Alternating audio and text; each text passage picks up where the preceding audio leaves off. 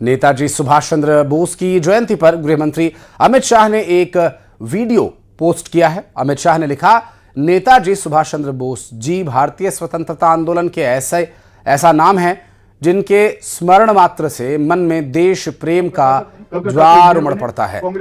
और उन्होंने युवाओं को संगठित कर आजाद हिंद फौज के माध्यम से प्रथम सैन्य अभियान चलाया।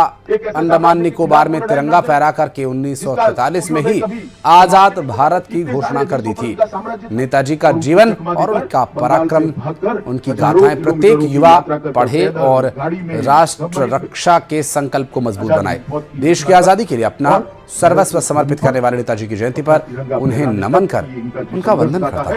कोई भारतीय ने कभी भूलनी नहीं चाहिए। एक ओजस्वी तेजस्वी विद्यार्थी जो आईसीएस बना, उस जमाने में आईसीएस बनने का मतलब था पूरे जीवन का ऐशो आराम सुनना।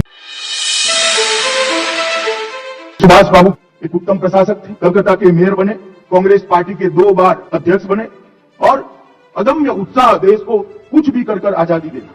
मित्रों, कल्पना कर सकते हैं एक ऐसे साम्राज्य के खिलाफ वो लड़ाई लड़ रहे थे जिसका सूर्योदय कभी समाप्ति नहीं होता था। इतने सारे देशों पर उनका साम्राज्य था और उसको चकमा देकर बंगाल से भागकर हजारों किलोमीटरों की यात्रा कर पैदल, गाड़ी में, सबमरीन में आजादी फौज की रचना तक और भारत की भूमि पर अपना तिरंगा फहराने तक की इनका जो संघर्ष गाथा है, कोई भारतीय ने कभी भूलनी नहीं चाहिए। एक ओजस्वी तेजस्वी विद्यार्थी जो आईसीएस बना, उस जमाने में आईसीएस बनने का मतलब था पूरे जीवन का ऐशो आराम सुनिश्चित करना। उन्होंने आईसीएस की एग्जाम अंग्रेजों की नौकरी करने के लिए नहीं दी थी। आईसीएस की एग्जाम पास करने का काम उन्होंने अंग्रेजों को किस प्रकार से यहाँ कर मुल्क समेत उखाड़ कर फेंक दिया जाए, इसके लिए किया था। सुभाष बाबू ने अगर कैरियर का सोचा होता तो आज हमारे सामने आजाद हिंद फौज का गौरवशाली इतिहास ही न होता। और मोदी जी ने सुभाष बाबू के जन्मदिन को 23 जनवरी को पूरा देश पराक्रम दिवस के रूप में मनाए,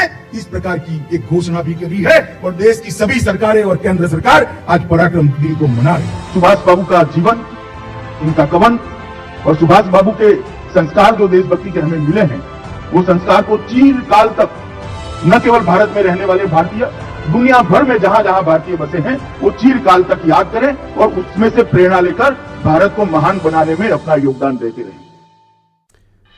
और चित्रकूट मर्डर के आरोपियों से पुलिस की मुठभेड़ हो गई और मुठभेड़ में दोनों आरोपियों को पुलिस की गोली लगी है।